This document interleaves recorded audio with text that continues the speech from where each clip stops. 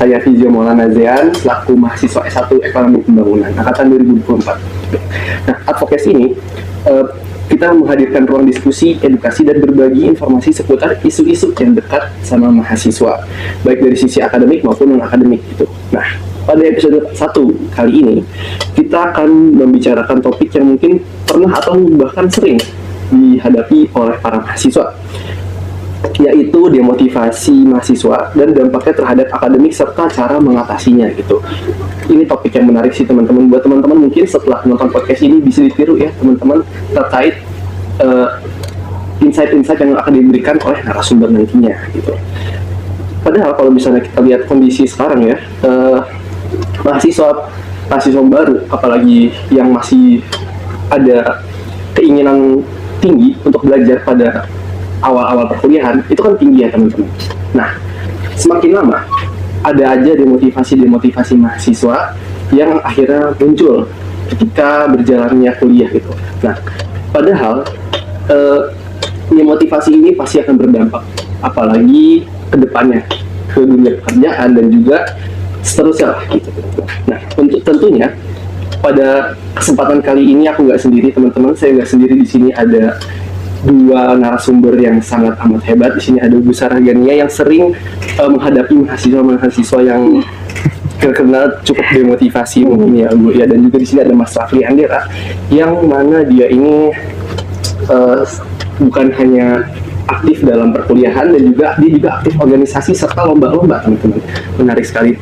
Mungkin kita sapa dulu kali ya teman-teman. Halo Ibu Sarah. Halo Vizio. Halo Mas Andera. Halo Zio. Ya, gimana kabarnya? Alhamdulillah, baik. Baik ya Ibu ya. Baik. Mas Andera. Alhamdulillah baik ya. So far so good di sini.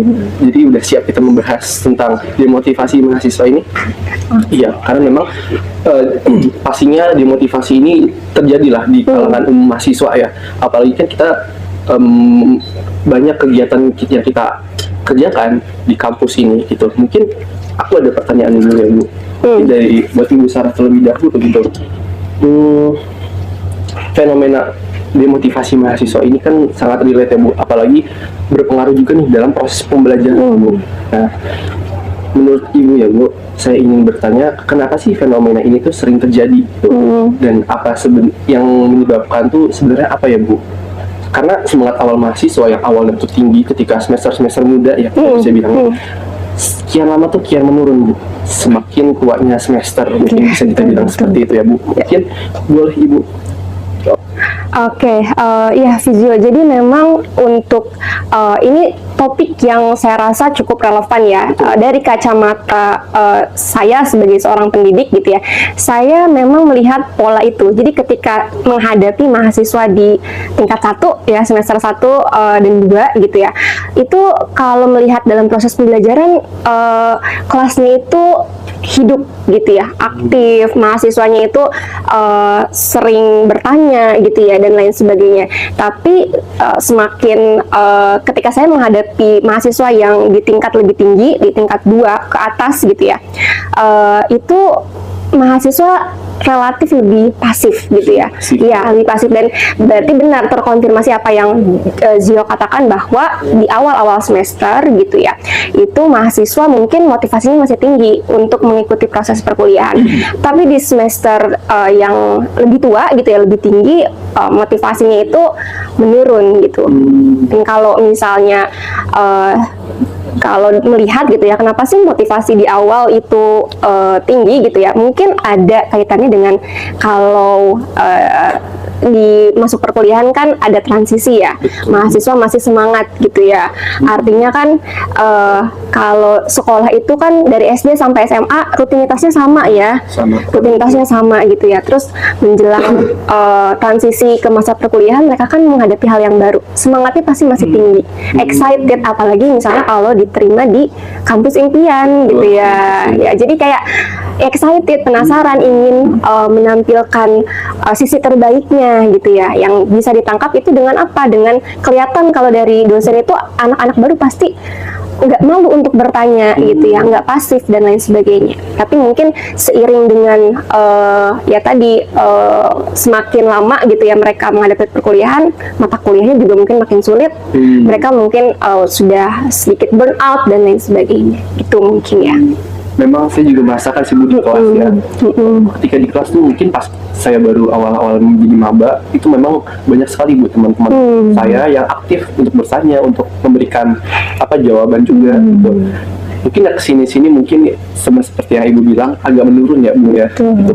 Mungkin kalau misalnya dari Mas Andera sendiri nih gimana? Mungkin udah punya kali ya? Sama kali ya. Awal-awal masuk kita nggak cuma masuk kuliah, menurutku masuk SMA, SMP favorit gitu atau yang kita ingin, ada namanya fase honeymoon phase kali Yes, ya. Kayak masih senang banget gitu. Misal kayak even hal-hal sekecil kayak kuliah boleh pakai baju bebas tuh ngebuat senang banget gitu buat datang terus ketemu teman-teman baru, juga merupakan hal yang ngebuat dia pengen datang ke kuliah. Even walaupun di UPN ini banyak teman-teman yang PP jauh, tetap dihajar aja gitu kan. Cuman memang makin berjalannya kita ke semester tua gitu ya bahasanya, makin terasa lah, mungkin kegiatannya mulai repetitif. Kita datang ke kelas terus ngedengerin dosen, terus kita udah tahu lah kegiatannya bakal seperti itu lagi. Mungkin itu ditambah juga bebannya semakin berat dengan mata kuliah yang makin sulit tentunya. Mungkin kalau di semester awal kita masih ketemu mata kuliah wajib yang masih Dasar relevan ya. lah dalam SMA dan sebelumnya gitu. Cuman makin ke semester 4 makin, kalau di EP makin ketemu ekonometrika, Makin berat. matematika ekonomi kan makin pusing gitu. Dan ditambah tugas-tugasnya juga gitu sih. Jadi makin berat bebannya, terus kegiatannya terasa repetitif mungkin. Makanya makin tua semesternya makin turun lah motivasi untuk datang kuliah. Gitu sih. Bener sih, aku setuju sih sama Mas Andera. Tapi aku pengen nanya juga nih ke Mas Andera, kan Mas Andera juga ikut organisasi ya, dan juga ikut perlombaan nih, entah itu perlombaan bisnis case dan lain-lain ya Mas ya. Menurut Mas Andera sendiri, apakah hal tersebut juga berpengaruh ya? Karena kan banyak ya teman-teman kita ikut BEM, himpunan maupun MPM kan, dan juga Ormawa dan KSM yang lainnya gitu. Menurut Mas Andera sendiri, kesibukan di organisasi-organisasi apakah juga berpengaruh terhadap demotivasi mahasiswa untuk ikut perkuliahan? Ya, mungkin menurut pengalamanku aja ya, adanya organisasi ataupun aku ikut lomba menjadi hal yang ngebuat aku ngerasa kuliah nggak repetitif, ada kegiatan lain yang bisa diikutin gitu. Misal lomba kayak jadi tahu hal baru nih. Banyak hal-hal yang emang kita dapat dari lomba gitu, bukan dari kuliah misal. Tapi kan akses untuk lomba biasanya ya dikasih buat anak-anak yang lagi kuliah. Jarang lomba-lomba yang diadakan untuk orang yang pasca sarjana gitu. Jadi itu sebuah privilege yang emang rasanya bisa kita dapetin waktu kita lagi kuliah gitu. Terus untuk organisasi sendiri ya lagi-lagi jadi tempat buat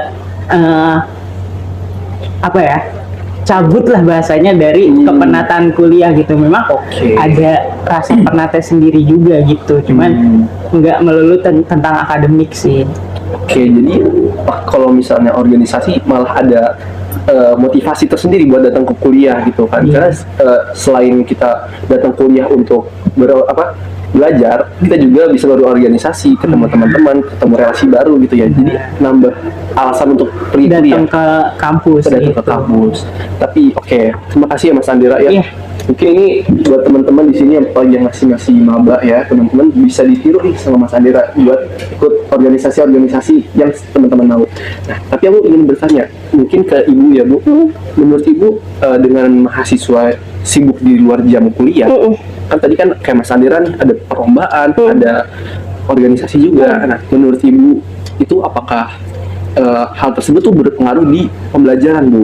Apakah karena dia terlalu sibuk dengan organisasi dia jadi ngulang ataupun dia jadi jarang masuk gitu? Mungkin boleh Bu insight-nya Bu. Jadi kalau melihat pola gitu ya, pola mahasiswa gitu ya, kadang-kadang kalau saya pernah misalnya di kelas itu ada mahasiswa nih yang sering datang terlambat gitu ya. Itu kan sebenarnya merepresentasikan mungkin ya motivasi untuk mengikuti perkuliahannya agak menurun gitu ya, karena kan kalau orang termotivasi untuk mengikuti proses pembelajaran dia akan disiplin gitu ya. Kemudian saya tanya tuh kenapa datang terlambat gitu ya dan lain sebagainya. Terus ya dia katakanlah ya begadang, prokeran apa segala macam gitu ya. Tapi sebenarnya nggak bisa dilihat hitam putih ya. Apakah organisasi itu bisa mempengaruhi apa motivasi seseorang atau enggak? Tidak bisa plek-ketiplek lah ya dilihat hitam putih, karena harus kembali lagi kepada individu. Sebenarnya apa sih yang membuat motivasi itu terus terjaga ya? Mengingat tujuannya. Tujuan misalnya kalau perkuliahan kan pasti tujuannya apa Mas? Lulus ya. Lulus. Jadi selama meskipun dia ikut organisasi dan lain sebagainya gitu ya, tapi kalau dia tetap di koridor untuk mencapai tujuan akademik yaitu lulus kuliah, saya rasa sih nggak masalah, bahkan bagus ya untuk terus mengikuti organisasi, karena kan nggak melulu soal akademik gitu ya, harus ada mungkin dari organisasi kan ada relasi dan lain sebagainya gitu ya. Jadi kembali lagi kepada individu sebetulnya.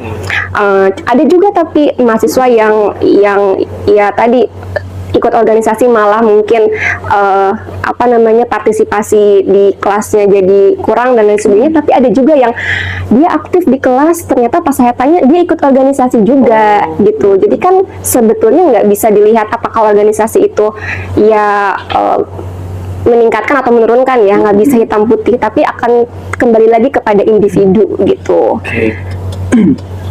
Benar sih Bu, saya juga setuju sama Ibu ya Bu, karena memang masing-masing individu kan punya jalannya sendiri ya Bu. Mungkin tujuan dia tadi ke kampus hanya untuk berorganisasi, ataupun ke kampus untuk dia benar-benar termotivasi karena pembelajarannya gitu ya Bu ya. Tetapi memang banyak sih Bu teman-teman kita juga ya bendera, kalau misalnya kita tuh kampus itu benar-benar mengikuti semuanya Bu, dari perkuliahan, kegiatan belajar mengajar, dan juga organisasi itu kita aktif Bu. Memang banyak oknum ya yang memang mengorbankan mungkin salah satunya gitu, dia ikut organisasi tapi kuliahnya ditinggalkan, ataupun dia ikut organisasi tapi kuliahnya dulu nih yang didulukan dan organisasinya yang malah ditinggalkan Bu. Itu banyak sih yang seperti itu. Oke, mungkin lanjut ke pertanyaan selanjutnya. Kira-kira Bu, kan mungkin kita saya bertanya ke Ibu ya Bu, karena demotivasi ini kan pastinya memiliki dampak ya Bu, dari entah itu dari dosennya juga pasti ada terdampak ya Bu, dan juga pasti dari mahasiswa sendiri ya, memiliki dampak yang paling besar gitu Bu. Nah, kira-kira Bu, dari demotivasi ini, dampak yang paling besar menurut Ibu dari perspektif Ibu sebagai dosen, menurut Ibu apa Bu?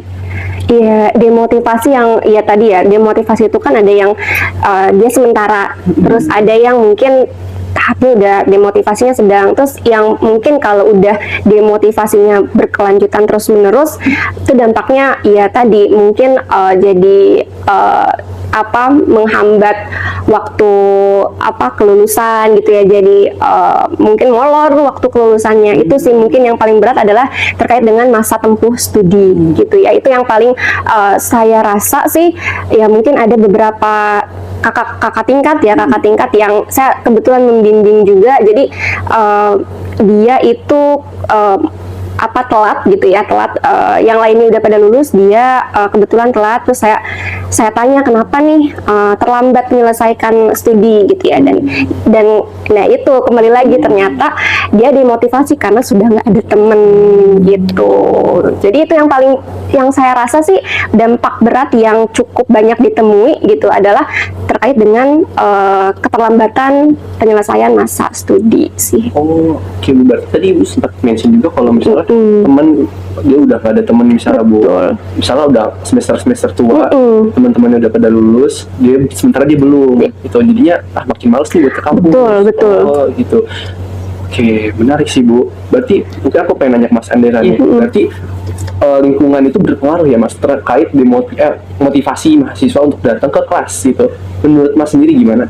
Oke, menurutku ya lingkungan mungkin menjadi salah satu faktor yang sangat penting atau paling penting lah menurutku. Even keluarga sekalipun, menurutku lingkungan di kuliah tuh yang paling penting gitu, karena banyak sekali segmentasi orang lah di kuliah. Betul. Kita berteman sama orang yang suka nongkrong, kan kita kebawanya ke sana. Terus gimana cara kita punya teman yang rajin kuliah, mungkin kita akan kebawanya ke arah sana juga. Mungkin pentingnya tuh di situ. Makanya saranku adalah, dan apa yang aku lakukan juga, ya udah temenin semuanya gitu. Jadi biar nggak cuman fokus di satu aja gitu. Kayak aku punya teman-teman yang emang aktif di lomba, makanya aku ikut-ikut lomba. Aku punya temen yang emang di kelasnya aktif, ya udah aku waktu di kelas sama mereka gitu. Dan di luar kelas pun aku tetap main sama yang lain-lainnya juga. Mungkin Mas Dio tau lah, sama anak-anak 24 juga sering lah ikut-ikut nongkrong, dan sama teman-teman organisasi juga tetap dijaga gitu. Jadi pada akhirnya adalah kita bisa menempatkan diri di semua tempat sih gitu. Jadi motivasinya bisa terus terjaga, baik itu di organisasi juga nggak kehilangan motivasi, di lomba maupun di kuliah gitu sih. Berarti memang lingkungan tuh seberpengaruh itu ya terhadap motivasi seorang mahasiswa gitu. Memang sih kadang-kadang juga banyak mahasiswa ya mungkin aku dengar dari teman-teman aku gitu Bu, karena memang ketika satu orang nih Bu, misalnya satu orang ini sudah demotivasi untuk masuk sebuah kelas gitu. Nah, dari demotivasinya dia sendiri itu bisa merembet Bu kemana-mana, untuk ke teman-temannya kayak misalnya masuk nggak kelas kali ini, enggak nih, wah jadinya dia ikutan gitu. Itu sering terjadi lah di mahasiswa, karena kan ketika kita masuk nggak ada temen nih gitu, ikutan males. Jadi betul. Nah, memang hal itu ya susah ya untuk harus coba dipilih-pilih aja. Makanya Mas Fijo berteman dengan Mas Andrea ya gitu. Berteman ya. Berarti memang lingkungan sekitar itu sangat berpengaruh ya gitu. Nah, kita lanjut pertanyaan selanjutnya ya Bu. Menurut Ibu ya Bu, cara mahasiswa untuk meningkatkan motivasi lagi Bu untuk kuliah, karena kan tadi kita udah berdiskusi ya terkait faktor mahasiswa itu motivasinya karena apa, demotivasinya karena apa. Mungkin kalau misalnya ibu nih dari pandangan dosen untuk mahasiswa itu kira-kira apa Bu hal yang bisa Ibu sarankan agar motivasi kita sebagai mahasiswa itu naik Bu untuk ikut pelajaran di kelas? Oke. Karena sebelum jadi dosen saya pun sempat jadi mahasiswa ya. Jadi saya mendapatkan perspektif yang dari kacamata pendidik dapat, tapi dari seseorang yang pernah menjadi mahasiswa juga dapat. Mungkin yang pertama adalah kita harus mengingat kembali apa yang menjadi tujuan kita. Jadi selama kita punya pendirian gitu ya, kita mengingat tujuan gitu ya, saya rasa tuh ya motivasi kan sebenarnya dinamis ya. Ada masa-masanya mungkin Mas Andrea kan mungkin motivasinya nggak selalu terjaga tinggi gitu ya. Ada skalanya mungkin motivasinya lagi rendah dan lain sebagainya. Tapi ingat lagi, demotivasi itu kan dinamis, tapi selama kita mengingat tujuan akhir, makanya kalau perkuliahan itu kan tujuan akhirnya apa sih? Lulus ya, misalnya gitu ya, lulus ya. Nah, selama kita mengingat dan kita berusaha menjaga diri kita ada di koridor itu, saya rasa motivasi itu bisa terjaga gitu ya, meskipun pada prosesnya mungkin akan naik turun gitu ya. Tapi yang penting kita ingat tujuan. Tapi yang tidak kalah penting adalah time management gitu ya. Dan coba prioritas. Kan mungkin kalau di perkuliahan itu ya tadi ya Mas Andrea kan ikut organisasi banyak gitu ya. Terus juga mungkin semester 4 ya. 4 ke 5. 4 ke 5 ya. Mata kuliahnya udah mulai susah-susah kan. Nah, itu kalau misalnya kita nggak bisa manage stres dan manajemen time-nya nggak bagus, mungkin akan menyebabkan demotivasi. Nah, makanya harus disusun prioritasnya. Misalnya, ini perkuliahan lagi nggak bisa ditinggal nih, bolehlah kita sedikit melonggarkan kegiatan kita gitu ya. Atau misalnya deadline-nya lagi padat-padatnya, bolehlah kita sedikit melonggarkan gitu ya. Nah, prioritas itu akan membantu kita supaya kita bisa melihat lebih clear tujuan yang akan kita capai gitu. Jadi sama time management sih. Time management perlu juga gitu ya, karena untuk bisa mencapai atau mencapai prioritas-prioritas itu kan harus ada time management ya, alokasi waktu yang juga harus baik. Sama ya, mungkin sama tidak menunda pekerjaan. Nah, itu ya gitu sih ya, time management gitu. bener sih Bu. Mungkin teman-teman yang menonton ini bisa ya mengikuti insight dari Bu Sarah karena memang bagus banget. Kita bikin skala prioritas dulu, time management, dan juga mungkin stress management juga. Ya, betul, stress management. Iya, karena mungkin stres kita kan banyak ya sebagai mahasiswa ya. Entah kita stres organisasi, stres perkuliahan, stres lomba gitu. Nah, supaya stresnya ini menjadi stres yang baik Bu, itu kan harus di manage juga nih dari diri kita sendiri, karena kita lah yang tahu diri kita sendiri seperti apa, kita maunya gimana di kuliah kan. Tadi kan seperti Ibu bilang, kita tuh kuliah untuk lulus, untuk mendapatkan kerjaan yang lebih baik Yeah. yang udah kan ada gelar gitu. Nah, jadinya dengan tujuan yang udah jelas gitu, mungkin teman-teman di sini bisa mulai perhatikan pola pikirnya ya teman-teman, apa manajemen waktu, manajemen stres gitu. Nah, mungkin tadi kan dari Ibu ya Bu, kalau misal dari Mas Andera sendiri nih, kalau dari Mas Andera gimana sih cara motivasi diri Iya. sendiri lah untuk Ya, perkuliahan mungkin gitu? sebenarnya nggak jauh beda sama apa yang dikatakan oleh Bu Sarah ya. Cuman kalau dariku pribadi, yang paling penting adalah stress management. Karena begitu udah stres, menurutku semuanya bakal berantakan aja gitu. Betul. Pun dariku juga biasanya kan aku lomba, kuliah sama organisasi ya. Ketika udah sampai di titik stres tertentu nih, harus ada yang aku kurangin Iya, gitu. iya. Biasanya lomba sih, ya, aku tinggalin dulu lomba. Nah, aku masih butuh waktu buat main sebenarnya, Oke. biar nggak stres banget lah gitu. Jadi harus ada satu lah yang dikorbanin. Kalau misalnya empat-empatnya tetap diambil, main, organisasi, kuliah, nanti yang berkorban adalah waktu Iya, tidur iya, sebenarnya. betul. Kan kalau kita tidur kurang juga kurang baik lah sebenarnya untuk fokus dan lain sebagainya, yang Betul. akan mengacaukan segalanya juga nanti ke depannya. Jadi menurutku gitu sih, stress levelnya aja dijaga gitu. Main itu nggak selamanya buruk ya Mas ya. Nah, apalagi Gen Z kan, Iya. kita butuh banget tuh. Oke, main nggak selamanya buruk. Nah, aku memprioritaskan main juga sih. Prioritasnya main. Oke. Harus lah itu, jangan Untuk rilis stres ya. Karena memang kalau misalnya kita kerja terus kan nggak baik juga ya buat apa stres kita ya, kan. takutnya outputnya nggak bagus juga nanti. Gitu. Menarik sih ini untuk dibahas karena memang ya kita sebagai mahasiswa itu pasti tadi yang kita udah sebut teman-teman, kita pasti ada stresnya, dan juga main itu sebenarnya nggak apa-apa teman-teman ya. Tapi jangan over juga, jangan over. mainnya juga sih. Ada porsinya masing-masing. Ada porsinya porsi belajar, masing-masing. porsi untuk kita kerja tugas, Iya. porsi main, betul sih. Oke. Bu, mungkin dari saya juga udah cukup pertanyaannya. Aku ucapkan terima kasih banyak buat Ibu Sarah dan juga Mas Andera. Kita kembali lagi di episode 2 advokasi ya. Gitu. Terima kasih teman-teman yang sudah nonton, dan sampai jumpa lagi. Wassalamualaikum warahmatullahi wabarakatuh.